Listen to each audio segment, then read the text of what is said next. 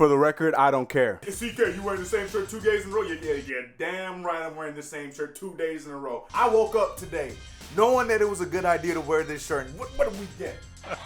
Here's Quickly to Knox the slam.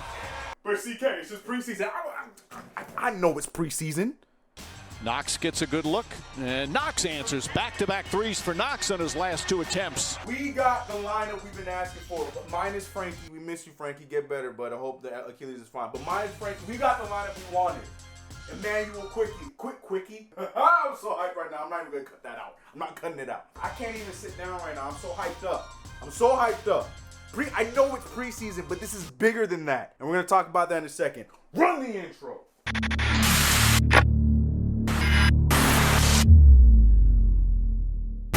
What's going on, CK Crew? It's your boy CK2K here, and welcome back to another video. If you haven't already, make sure you subscribe to the channel, hit the notification bell, and don't forget to like this video. Shout out to Terry and Trey. I'm also over there on their channel. We did a quick collab because everyone was so hyped. We did a video over on their channel. Go check it out. It was so much fun. I love those guys. Please, if you haven't already, subscribe to their channel, okay? Literally some of the best Knicks content you're going to get on YouTube. So subscribe if you haven't already. Don't just be watching, subscribe. As you can tell, I'm hyped up. I'm super hyped up. This is the same night.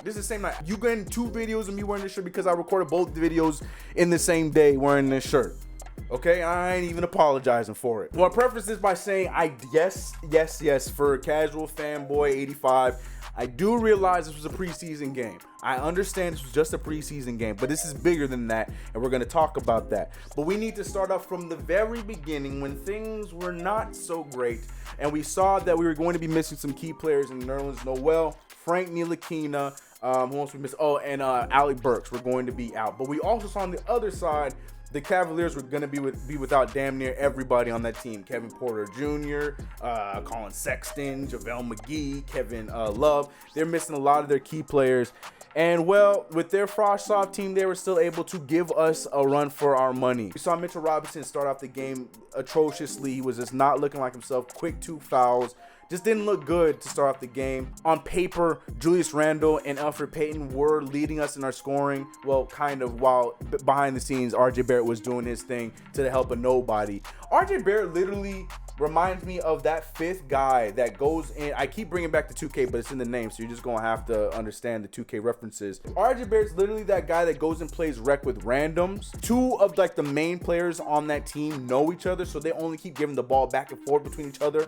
Elfrid Payton and Julius Randle. RJ Barrett's like a 99 overall, but they still not giving him the ball. But when he does get the ball, he makes do with what he can do and still looks better than the 2 guys. Please tell me y'all been into this situation for my 2K heads. RJ Barrett reminds me of that every night, and especially this year where he, in these first 3 preseason games, he has been looking remarkable. He's been looking great. He's been looking like the guy that a lot of us are hoping that he's going to be long term. The jump shot still is looking pretty. He stepped into a 3-point shot earlier on in the game. A lot of the other stuff was coming to him, but that was really the most that we were getting out of the first 3 quarters. It was just a lot of bad. Desmond Jr., although his defense really stepped up and he's looking really good defensively, one-on-one defense, reading the passing. He's doing a lot of good stuff defensively, but the offense, you could tell the confidence wasn't there. Kevin Knox was getting some good shots off that just were not falling. The energy was there. He was still losing some people in corners on defense from time to time.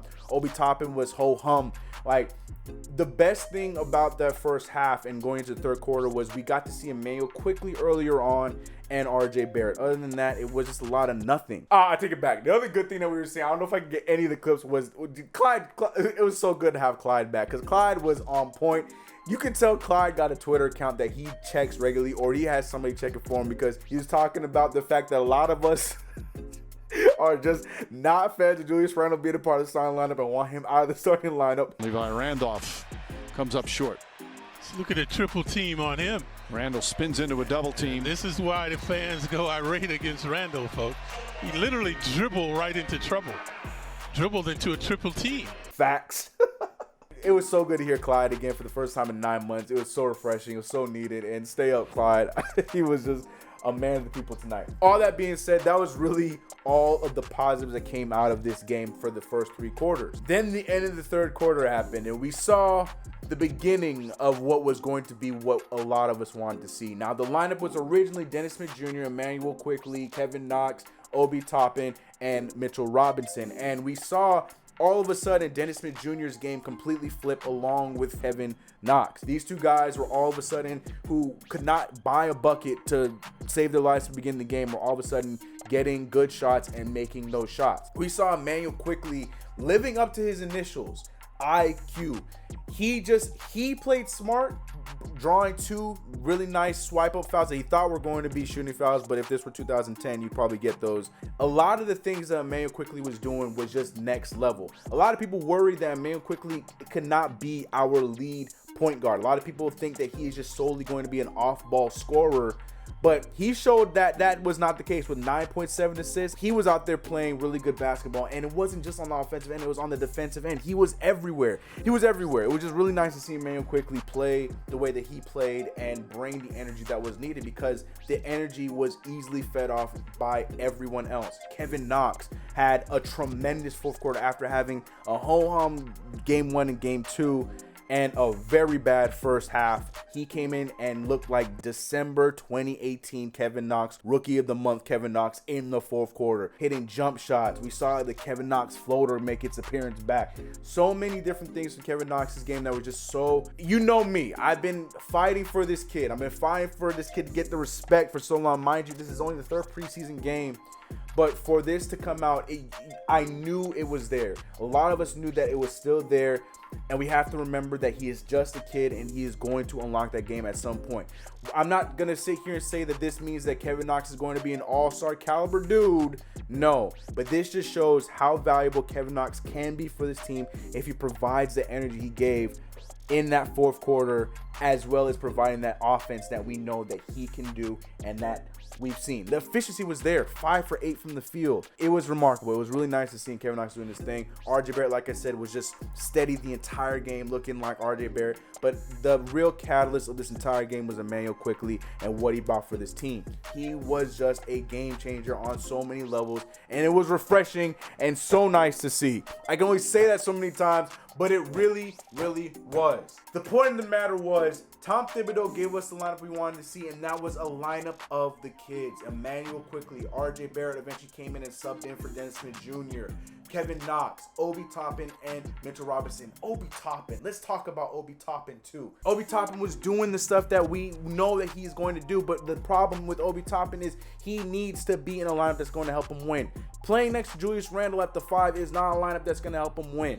It's not. This was the place for him, and you can see him stretching the floor. You can see him spacing the floor. Obi Toppin was looking like the Obi Toppin that we can get used to, and it was really, really nice to see. And actually, I want to go back to Kevin Knox and RJ Barrett. This is something I've been asking for last season. I've been wanting to see RJ Barrett and Kevin Knox play together, because there is a chemistry bolt that is just waiting to be ignited between the two of those players.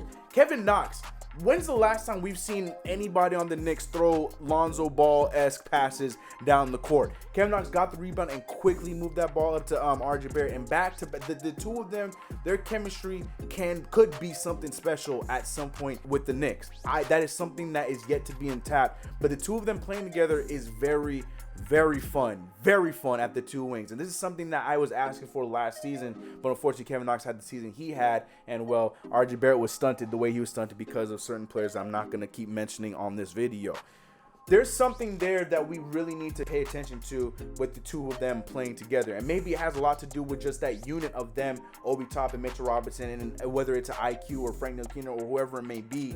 But I feel like IQ is very important to this team. Will he be our starting point guard though?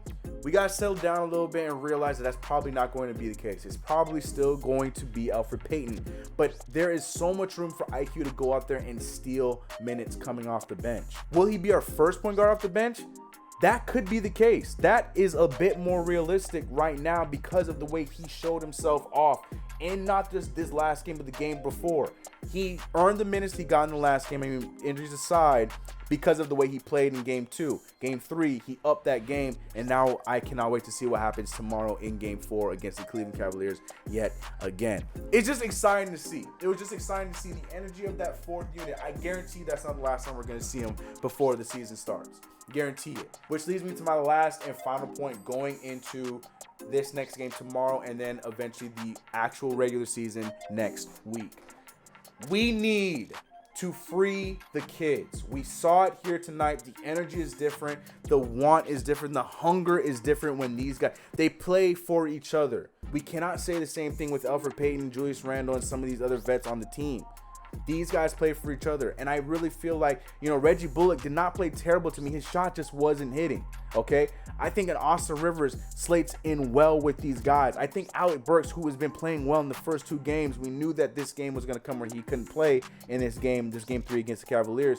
Alec Burks, these kind of vets are the kind of vets that you want to play with this younger core because they're going to be playing for each other. There's no me's, it just comes organically, and those are the kind of guys that I feel like will fit with our younger core, and leads me to my point that if we are going to be bad this year, just let us be bad with the guys that we are trying to build with. And it all comes back to what I said in my video yesterday with development being the biggest problem with this team. Let them develop. You guys are obviously doing a good job in the coaching staff. You guys are obviously doing a good job. Now let the kids go out there and show you that they're learning from it. We saw that in the 4th quarter, and I really want to see more of that past the preseason. I can go on and on and on about this, but the fact remains that this was, in fact, a preseason game only. I'm hyped about it. Kevin Knox, okay? All you guys, and you knew it was coming. I have to give my 2 cents. And the thing is, I know you guys still gonna find some excuses. Oh, it was just preseason though, CK. He wasn't doing that in the first 3 quarters. CK. I can't hear none of it. Kevin Knox, looked like 2018 Rookie of the Month, December, Kevin Knox in that 4th quarter. And that is my point that I've been making. It is still there. We saw Kevin Knox getting shots off of screens. Something we haven't seen in so long. If we're going to lose, ride or die with the young guys. That's all I want. Ride with the Rugrats. Please let it be known how you felt about last night's game in the comments below. And it's time to hear what you guys have to say. And hopefully I'm going to get some of you guys' comments from yesterday's video that talked about last night's game in today's comments of the video. Justin Phillips saying, just my thoughts. When you start the video, instead of saying run the intro, I would say let's get it, since that is under your logo, the end of your intro. Just my opinion. You still great, bro. Never stop doing you. Now, that's the thing. If you make it to the end of the video, you would see that I say let's get it to end every single video. That is my way of wrapping the video. I say let's get it because I'm trying to get the energy going to go out the video, leave you guys with a positive note. I could start with let's get it by like saying run the intro because I don't know, it just rolls. But I end every video with let's get it, and that's where it came from. You guys already been hashtagging it. You guys keep that movement going, but let's get it. It's supposed to be a positive movement, okay? Let's get it. And that's how I want to end every video, to leave you guys on a positive note with let's get it. So I could do that, and I feel you, Justin. I think that's a great note, but it's at the end of every video. I don't want to do it twice, and I don't want to take it out of the end because I love leaving you guys with that.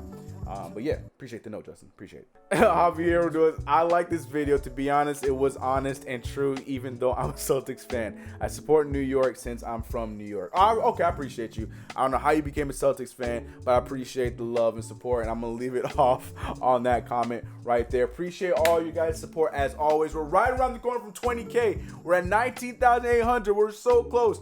Maybe it could be a birthday gift. My birthday's coming up next week. Oh my gosh, it's my birthday next week. Oh gosh, I'm getting old. But we're almost there, 20K before the end of 2020. I appreciate all the support, guys. Let me know how you're feeling about last night's game. Let me know your thoughts about everything that's going on so we can read them off for tomorrow's video before the game tomorrow. I'm having too much fun doing this. I'm having too much fun talking to you guys. If you guys haven't already, make sure you like this video, subscribe, hit the notification bell, and join the CK Crew membership if you would like. It's been your boy CK. Catch you guys on the next one. Let's get it. There it is right there. That's it right there. See you guys later. I'm out. Peace. Feeling like I won the lotto. Always taking trips with a new chick, asking where the time goes. And I wonder if this is all I'll know.